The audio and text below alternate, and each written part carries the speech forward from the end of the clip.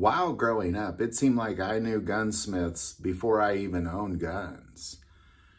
And I have found over the years that there's really just about 3 different main types of gunsmiths. And finding the best gunsmith is really a tough thing to do these days.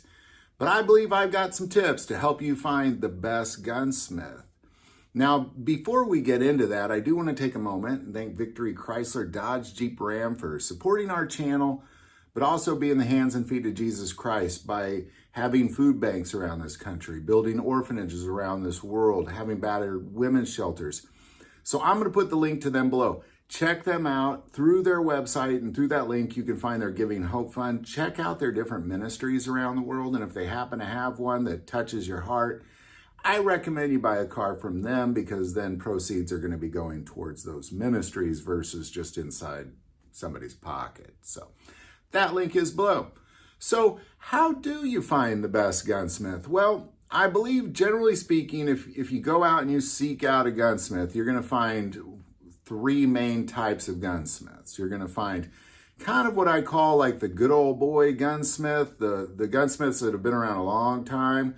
They know a little bit about everything, but that's kind of the problem, is they only know a little bit about everything, but in their heads, they're kind of experts on everything. And it's really, really tough to get good quality work, especially on some more modern technologies, when you're dealing with that type of a gunsmith. If you just need a gun fixed, I'm sure you can get it fixed by that person, but to really get some technical things done, I just don't know if that person's your guy.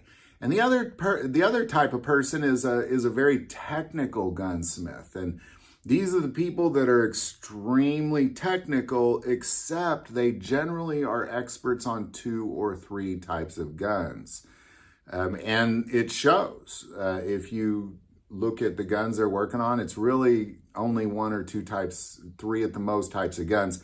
And one's probably an AR. So unless you kind of happen to have those types of guns that they're working on, that type of a gunsmith is not your person either. And the third type is somebody that's just very creative. These are kind of personally my favorite types of gunsmiths, are the creative ones. Ones that are willing to kind of try things outside the box. Kind of an example of that would be, I knew a gunsmith one time that I was talking about somehow being able to machine a plate on top of a CZ75 to put a red dot, which I think most gunsmiths would have said that's crazy. This guy said, you know what, hey, I think it can be done. But I'm not necessarily sure it would have worked out real well, because these are kind of more the artistic types of gunsmiths. So I think all 3 of these are really kind of not going to be your best bet. I think what you ultimately have to find is you have to find somebody that is very technical in all things, not just knows a little bit about everything, but is very technical in everything. They know a lot about everything, and they're also very creative. These are tough gunsmiths to find, but they're out there. And here's how you find them. Is when you go out and you meet a gunsmith, you kind of first, you want to have a conversation with them about 2 or 3 different types of guns. Now, this is going to be significant because, number one, I think the most important aspect of a good gunsmith is that they be friendly and they not be backed up for 30 plus days. Those are, I'm not interested in waiting around 90 days for my gun to get fixed or to get a modification done. I wanted, so those, let's start there.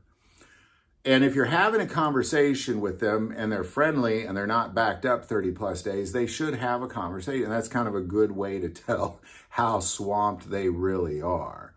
But if you're talking about 2 or 3 different guns, and really kind of, they can have anything like, I plan to modify this gun this way, and I'm having a problem with this gun here. Kind of have those conversations like, I have a problem with a gun and I need a modification on a gun. And then let one of those need some sort of data, like some sort of numerical thing, like a threaded barrel size, or how to adjust the weight on a trigger, just something that requires little data to pick their mind to see if they happen to have that data knowledge set in their minds. So now what you've got is well, one, I know if they're free, I know if they're friendly, I know, two, if they're aware of multiple types of guns, but I also know if they know some technical data at this point. And then finally, I try to kind of bring up a very creative thing, kind of like the CZ75, something that you're like, you know what, most gunsmiths wouldn't touch this with a 10-foot pole. So what do you think of this idea? And see what they say. And this whole conversation that I'm talking about is really like a 1-minute conversation. Hey, I have these two guns. Here's the problem I'm having with this, and here's the modification I want to make with it. What do you think? And then just see what he says. And this is, based on that, if he kind of seems to just know, here's how you know if somebody knows a little bit about everything, is they act like they're experts on everything. If they kind of scratch their heads a little bit and maybe look up the data, this is a good sign, because this means they're technical people who are aware of their limits, but they know a lot about everything. So, I highly recommend kind of just analyze them in those few moments.